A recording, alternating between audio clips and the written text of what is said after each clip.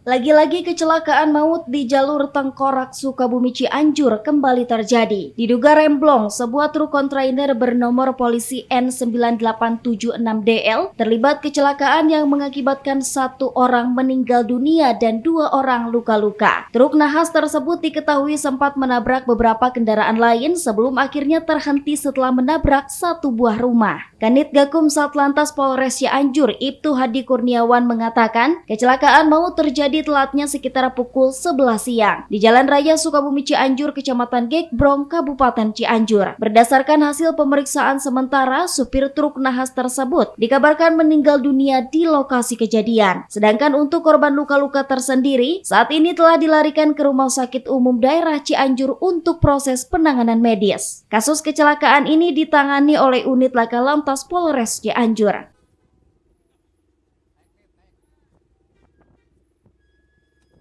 Kronologi kejadian, wingbox yang di belakang kami dari arah Sukabumi menuju Cianjur, oleng ke kanan menabrak dulu angkot. Setelah itu melambung ke kanan, di sebelah kirinya ada light truck menabrak ke kanan, light truck ke kiri, light truck ini ke belakang kanan dan ke nabrak ke rumah makan ya? Siap rumah makan Padang. Ada apa juga?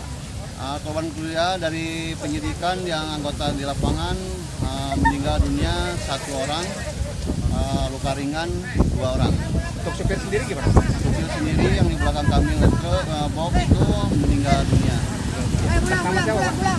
Namanya dalam tahap penyidikan. Ini truk ngangkut apa sebenarnya? Muatan apa gitu? Muatan palet. Palet ya? Dari arah mana ini? Dari arah Sukabumi ke arah Cianjur.